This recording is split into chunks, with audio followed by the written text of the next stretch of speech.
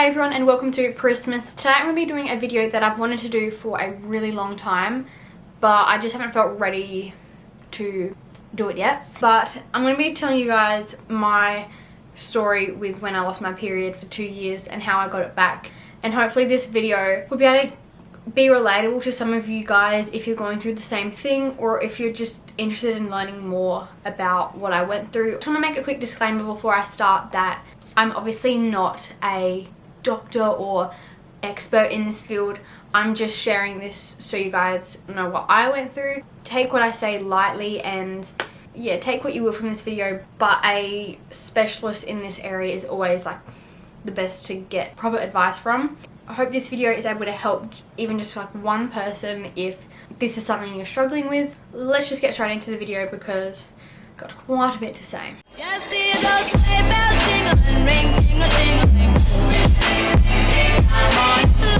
Now, there are many reasons for why people may lose their periods. This video is more focused on the underweight sort of thing, and if your body is not really functioning properly to sustain periods. Around this time last year, I posted a video of my eating disorder story. So I didn't really have a set eating disorder, I just had disordered eating patterns like 3-4 years ago, and it really had a negative effect on my body. So I was very underweight, and then I stopped getting my period because of that, and I tried to push the fact away that my weight was the reason I wasn't getting it.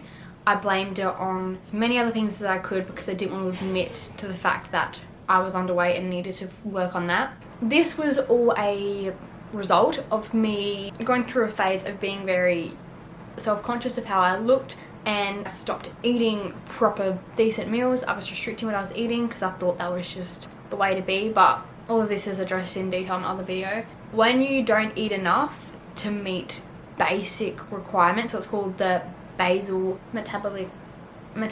So what I was trying to say here was your basal metabolic rate, which accounts for the minimum amount of energy you need to eat a day to support basic functions. When you don't eat enough to meet that, then that does cause some issues for your body, because there's a certain amount of food that you need to eat to support your lungs, your hearts, your organs, without even thinking about movement or exercise. But I just wasn't meeting that. So as a result of that, my period stopped because I wasn't healthy enough to sustain a baby, enough to maintain life. So I didn't really do anything about it for a year-ish, and then it got to the point where I was like to mum, I want to go see a nutritionist because I want to be able to have kids when I'm older and I need some help because I don't really know what I'm doing.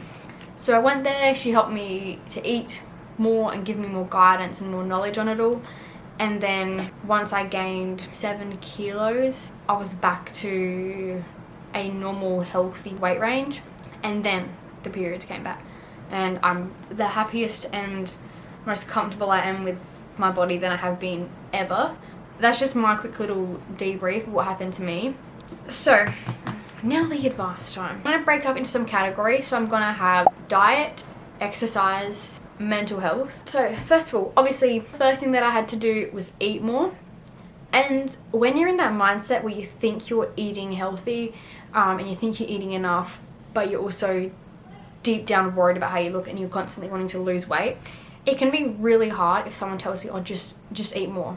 But pushing through that like mental block was such a hard thing, but the best thing I've ever done. Because if I couldn't think to myself, Paris, what are you doing? Is all of this worth you not being able to have kids? You can get as many people as you want telling you stuff, but unless you can really reflect yourself, then it's going to be really hard to change. And so you've got to take it step by step. Can't go one day eating nothing and then to the next day eating heaps. Like, it's going to be really hard. It's going to put your body in a lot of shock.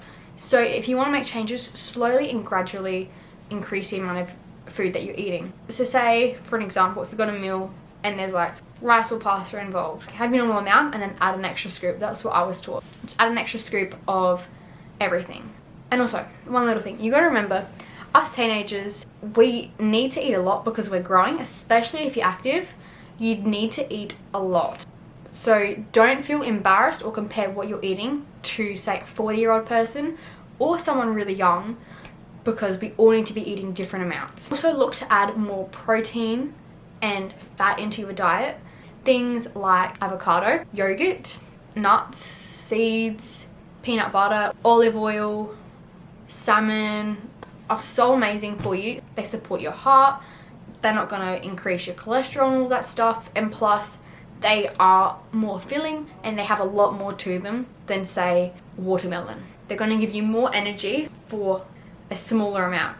Anyway, and then protein as well supports muscle growth, as we all know. So trying to eat some protein, whether that be plant-based or meat or eggs, dairy. I also started having protein powder during this time. It isn't a necessity. I'm not telling you to make sure you go out and buy protein powder, but I genuinely loved the taste in smoothies, and it was an easy way for me to get more protein and more density and energy into my food. Next thing, if you do want to have salads, that's fine, but make sure you've got protein and healthy fat in there, whether that be some chopped nuts, avocado, oil or anything, and maybe add some rice or some sort of carbohydrate in it too to bulk it up a bit more, because a salad is not really much. Just a weird fact, I haven't sat down and ate a salad like I used to in like a year. Like, I don't remember the last time I've just had a salad for lunch. 1, because very boring. 2, doesn't fill me up. And 3, I much prefer to have something with more to it, because I know myself, I know how much I need to eat in a day, and I know having salads for lunch and dinner, just don't cut the mustard. Eating more food is nothing to be afraid of. It may seem like a really scary thing because you're scared of many things happening to you, but trust me, if you're underweight and you're losing your period because of it and you need to gain weight, you should not be afraid of that, because you're restoring your body to a healthy state. If you can push through that mental block that you've got and focus on the bigger picture in life, trust me, you will thank yourself for it later. One thing that I had to think about was, my thought was that if I didn't have a defined stomach, then I don't really think I'm going to get anywhere in life, people won't like me, and I'm just going to feel bad about myself. Then I thought about it, Paris, when you're 20 and have had a kid, are people seriously going to still think back to when you were this age and did you have abs or not? Are people really going to judge you about that? Is that going to impact your life? Is that going to impact your career? No. What matters is the memories you make, the friendships and relationships you have, and how you feel about yourself and what you achieve in life. Your looks, they don't last forever. If you guys want some more specific advice with food and you don't really feel comfortable leaving a comment, you can message me on Instagram. I'm not here to give you, meal plans or dietary advice. I do have lots of knowledge on nutrition because I study it in school. I did it in my Cert 3 in fitness, doing it in my Cert 4 in fitness, so I do have a bit of knowledge. I'm not just someone who looks this up on Google. Yeah, I'm not qualified to give meal plans or anything like that, but I can give you some general advice. If you want to have a chat to someone, I'm always here to talk. But yeah, you really got to look at the bigger picture and think about what's important in your life and what your main priorities are. But I completely understand that it is difficult to overcome such a mentally challenging thing. I found that once I ate more dense meals, ate more throughout the day, and increased my healthy fats, increased protein, and increased starchy carbs, I started to see myself put on more healthy weight. And by weight, I don't just mean gaining fat or whatever, but it was gaining muscle and also feeding my everything on the inside so that it was functioning properly. Now we're going to move on to the workout side of things. So if you have lost your period and you do work out a lot, like almost every day a week, that might be something you may need to consider, because when I lost mine, I worked out every single day. I didn't take one rest day. I was either doing workouts in my bedroom, going for walks, walking home from school. It was always something, which meant that I was using heaps of energy and wasn't eating enough to meet that. And I was putting my body under a lot of stress that I just couldn't handle. And it became so addictive where I didn't realize how I looked.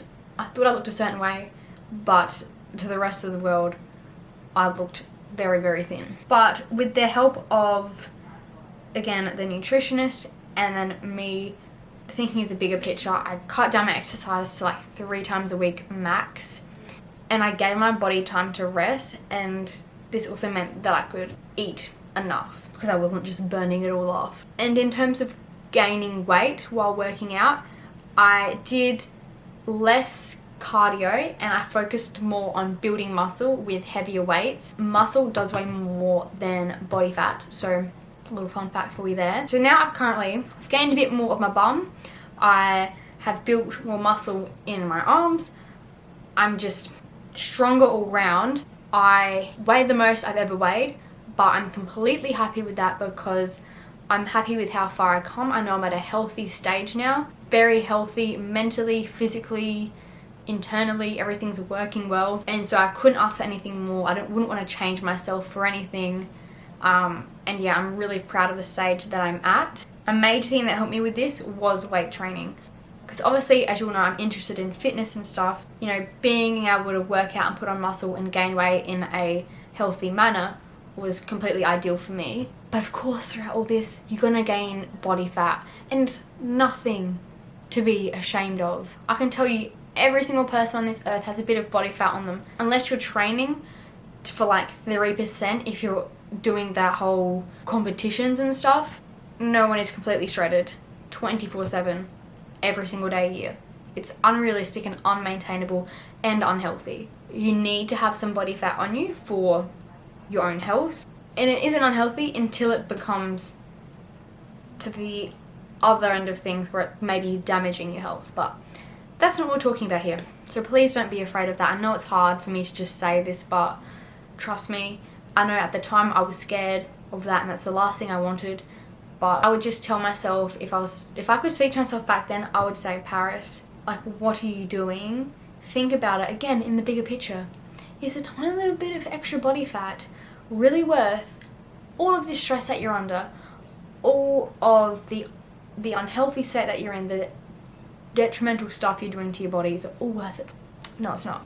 And no matter what you look like when you're in this healthy weight range, you need to learn to accept yourself and love your body for how it is. It takes time, but there's no better feeling than just feeling at ease with yourself. And trust me, you can all get to this point. If, for example, write down your thoughts, think about what you hold valuable in your life, think about the bigger picture, think about in 10 years time how you want to be feeling, what you want to achieve. Will this stuff matter in 10 years time? And now onto the mental health side of things, of how I got my period back and advice for you. So first of all, don't leave it all to yourself. Speaking to people and speaking up was one of the major steps that I did, because it allowed me to go get help from a nutritionist. I was actually able to have decent conversations with my mum without feeling targeted or like I was to blame. It may be scary, but trust me, it'll open so many doors for you once you let people know what's going on. And you'll also learn to realize like who's here for you and who maybe isn't the best at this time of your life. Next thing is, kind of leading on to this, is don't be afraid to ask for help, because there are experts in this world that their job is to help people who are going through similar things as you. They're not here to judge you, they just want the best for you and for you to be healthy. And another little thing, in order to properly work on myself and get to a healthy state with my body, I had to take a step back. I spoke to this other doctor as well, and he said, Paris, so you want to be able to have kids, that's why you want your period back. What's stopping you? Ask yourself that. What is stopping you from getting back to a healthy state? And that can be like quite a serious question. You're like, oh, well actually the thing that's stopping me was the thought of me not being stick thin. I mean, think of that in a bigger picture.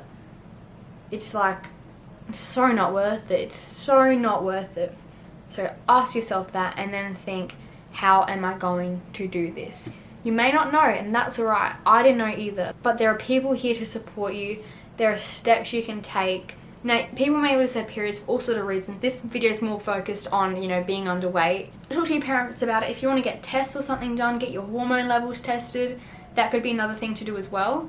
Also test your nutrient level and stuff, because there could be other things, but yeah. And lastly, I just want to say, at the end of the day, this is your body. You want to be able to live a happy and healthy life. Nothing in life is more important than how you treat yourself. that comes before anything. You can't care for other people, you can't live your life if you are mentally drained, if you're feeling bad about yourself, if you're severely unhealthy where it's really impacting you. You should be your number one priority in life, making sure you're alright. So if you guys want me to answer anything, if you've got any questions, you can either leave a comment or send me a message on Instagram. I'll definitely get back to you. But as I said at the start of this video, I'm not an expert in this field. I'm just sharing my story and what I've done to get it back, because I went 2 entire years, almost 3. So yeah, I hope you guys will maybe able to take just something from this video. Look after yourself and just know that you can turn things around. You just need to have confidence in yourself and always think about the bigger picture in life, and are these little thoughts and insecurities worth all of this negative stuff that's happening.